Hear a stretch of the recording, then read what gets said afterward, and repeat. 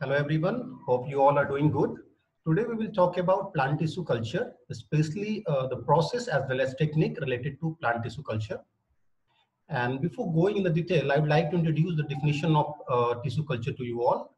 The plant tissue culture is the technique of growing plant, cells, tissues, organs, seeds or other plant part in a sterile environment on a nutrient medium. मतलब plant tissue culture में हम क्या करते हैं कि किसी भी plant के पार्ट को यूज करते हैं एक ग्रोथ मीडिया पे और जिससे कि ये कंप्लीट प्लांट या कंप्लीट आउटलेट्स में डेवलप हो जाए.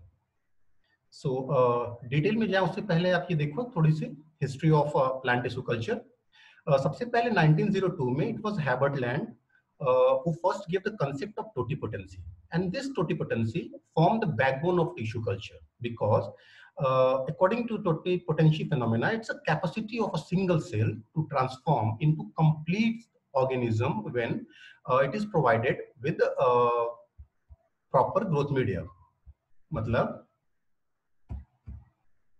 कि अगर हम किसी एक प्लांट के सेल को प्रॉपर ग्रोथ मीडियम में रखें तो ये कंप्लीट प्लांट पे डेवलप हो जाता है and this phenomena is known as totipotency. इसके अलावा in 1937 it was White who first established a successful root culture for the tomato plant. And another important breakthrough was in 1957 when Miller and Skoog they first demonstrated the role of auxin as well as cytokinin in the development of root and shoot. देखो यहाँ पे जब हम culture media prepare करते हैं तो उसमें दो इंपॉर्टेंट जो स्टेप होते हैं स्टेज होते हैं प्लांट के डेवलपमेंट में. One is rhizogenesis, that is the development of root, while another is cytogenesis, it means the development of shoot. तो अगर हम ग्रोथ मीडिया में ऑक्सीन का कंसंट्रेशन ज्यादा रखते हैं तो it led to the development of rhizogenesis, और अगर हम साइटोकाइनिन के कंसंट्रेशन को ज्यादा रखते हैं इन कंपैरिजन टू ऑक्सीन तो ये हमेशा स्टेम के डेवलपमेंट में या शूट के डेवलपमेंट में यूज होता है. Then in 1957 there is very important gene that is BT gene. इसको आइसोलेट किया गया बैसिलस thuringiensis से, और ये जो बीटी जीन है ये इंसेक्टिसाइडल जीन है एक्चुअली. इसके अलावा एक और बैक्टीरिया है जिसको आपको जानना चाहिए, दैट इज एग्रोबैक्टीरियम ट्यूमेंसिस. उसके अंदर क्या होता है, टाइप्लाज्मिड होता है. उस टाइप्लाज्मिड में हम अपने जीन ऑफ इंटरेस्ट को यूज करके जेनेटिक इंजीनियरिंग में उस बैक्टीरिया को यूज किया जाता है. देखो दो फंडामेंटल प्रिंसिपल है टिश्यू कल्चर के लिए, वो दो हैं. फर्स्ट वन इज टोटिपोटेंसी, जैसा कि मैंने आपको बताया, it's the ability of a plant cell to regenerate into whole plant. और दूसरा है plasticity, it means it is the ability of plant to alter their metabolism, growth and development to the best suit of their environment. It means जैसा भी उनको environment मिलता है उसके according वो अपनी ग्रोथ, अपने मेटाबॉलिज्म या अपने डेवलपमेंट को मॉडिफाई कर लेते हैं. इस फेनोमेना को हम प्लास्टिसिटी कहते हैं. कुछ और टर्म्स हैं जो आपको जानना चाहिए टिश्यू कल्चर के एक्सपेरिमेंट से पहले, जैसे कि एक्सप्लांट. एक्सप्लांट मतलब ये वो पार्ट होता है प्लांट का जिसको हम ग्रोथ मीडिया में अल्टीमेटली रखते हैं और वो प्लांट फाइनली कन्वर्ट होता है कंप्लीट सेट ऑफ प्लांट में. मैं भी आपको दिखा रहा हूं.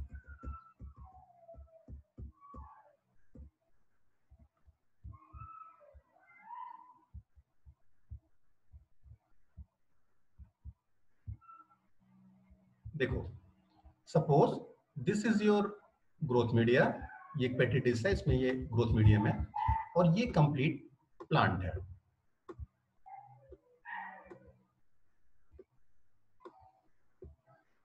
ठीक है, अब सपोज हम इस पार्ट को कट करते हैं,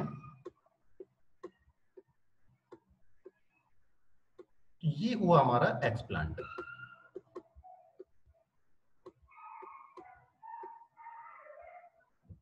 ठीक है, अब इसको हम ले जाके ग्रोथ मीडियम में रखेंगे तो ये ऑक्सीन और साइटोकाइनिन की कंसंट्रेशन को अल्टर करके राइजोजेनेसिस और साइटोजेनेसिस होगा. ठीक है, तो ये हुआ आपका ग्रोथ मीडिया और जिस प्लांट पार्ट को हमने यूज किया वो है आपका एक्सप्लांट.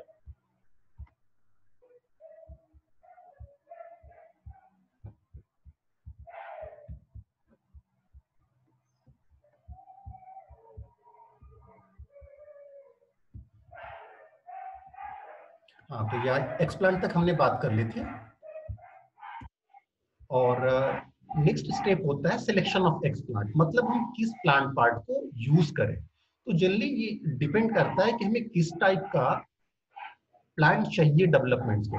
अगर हमको हैप्लॉइड प्लांट चाहिए तो हम एंथर को यूज करते हैं एज एक्स प्लांट। क्यों? क्योंकि एंथर होता है वो हैप्लॉइड होता है। अगर हमें ट्रिप्लॉइड प्लांट चाहिए तो हम जनरली एंडोस्पर्म कल्चर यूज करते हैं। क्यों? क्योंकि एंडोस्पर्म जो होता है वो ट्रिप्लॉइड होता है। तो हम कह सकते हैं कि the selection of x plant depend upon our interest कि कैसा हमें प्लांट चाहिए। तो हम वैसे ही सेट ऑफ एक्स प्लांट को रखते हैं ग्रोथ मीडियम में जैसा कि हमें फाइनल हमें अपना प्लांट चाहिए होता है।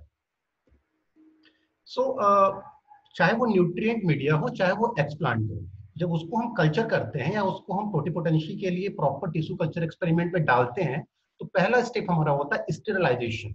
स्टेरिलाइजेशन मतलब हम कैसे उसको माइक्रोबियल इन्फेक्शन से फ्री करते हैं। ये बहुत इंपॉर्टेंट स्टेप होता है क्योंकि अगर हम उनको स्टेरलाइज नहीं करेंगे तो ग्रोथ मीडियम में हमारे प्लांट के साथ साथ वो बैक्टीरियल ग्रोथ भी बहुत ज्यादा होगी। तो अल्टीमेटली हमारा पूरा एक्सपेरिमेंट जो है वो खराब हो जाएगा। तो जनरली जो टेक्निक्स यूज करते हैं स्टेरिलाइजेशन के लिए वो देखो, या तो हम उनको ड्राई हीट ट्रीटमेंट करते हैं, इट मींस टेम्परेचर ज्यादा कर देते हैं। सेम हम करते हैं फ्लेम स्टेरिलाइजेशन में, तो टेम्परेचर हम ज्यादा करते हैं ताकि जो माइक्रोब्स हैं उनकी डेथ हो जाए। नेक्स्ट स्टेप है जो नेक्स्ट टाइप जो है स्पेशली वो है ऑटोक्लेविंग। ऑटोक्लेविंग क्या है कि हम एक स्टैंडर्ड सेट ऑफ प्रेशर और टेम्परेचर दोनों प्रोवाइड करते हैं जिससे पूरा का जो हमारा इंस्ट्रूमेंट्स जैसे पेट्री डिश है, टेस्ट ट्यूब है या नीडल्स हैं, उन सबको हम स्टरलाइज कर लेते हैं। ये और स्टरलाइजेशन के मेथड्स हैं, ये आप खुद से देख लेना। और नेक्स्ट जो है वो कल्चर मीडिया। कल्चर मीडिया मतलब वो ग्रोथ मीडिया जिसमें हम एक्सप्लांट को रखेंगे और अल्टीमेटली उसी कल्चर मीडिया में जो एक्सप्लांट है वो कंप्लीट प्लांट में कन्वर्ट हो जाएगा। इसलिए उस कल्चर मीडिया में ग्रोथ के सारे न्यूट्रिएंट्स, सारी रिक्वायरमेंट होनी जरूरी है। जैसा कि इसमें लिखा हुआ है देखिए, culture media generally composed of organic salts plus few organic nutrients, vitamins and plant hormones. It means overall ये न्यूट्रिएंट्स वो रिक्वायरमेंट्स हम कल्चर मीडिया में ऐड करते हैं जो कि एक नॉर्मल प्लांट के ग्रोथ के लिए जरूरी होता है। सो ये कुछ मीडिया के नाम है। व्हाइट मीडियम, एमएस मीडियम मतलब Murashige Skoog medium, B5 medium, N6 medium. ये जनरली जो मीडिया का नोमेनक्लेचर होता है वो जो साइंटिस्ट डेवलप किए होते हैं उनके नाम पे हम रखते हैं। ये थोड़ा थोड़ा सा वेरिएशंस होता है। आप सपोज एक particular set of suppose cyanobacteria है तो उसकी ग्रोथ के लिए हमें अलग न्यूट्रिएंट मीडिया चाहिए। नॉर्मल एंजियोस्पर्मिक प्लांट है तो उसकी रिक्वायरमेंट अलग होती है, उसके लिए हम अलग सेट ऑफ मीडिया यूज करते हैं। तो ये जस्ट कुछ मीडिया के नाम है। Next is steps in plant tissue culture techniques. ये लेक्चर मैं यही खत्म कर रहा हूँ, मुझे शॉर्ट रखना है लेक्चर क्योंकि फिर मैं अपलोड नहीं कर पाऊंगा ये आपके लिए। तो नेक्स्ट लेक्चर में हम बात करेंगे कि जो बेसिक टिश्यू कल्चर टेक्निक्स है उसमें कौन कौन से वेरियस एक्सपेरिमेंट है और कौन कौन से वो प्रोसेस है जिसके थ्रू एक्सप्लांट जाता है और अल्टीमेटली कन्वर्ट होता है कंप्लीट सेट ऑफ प्लांट में। फिर नेक्स्ट लेक्चर जल्दी मिलते हैं। Thank you.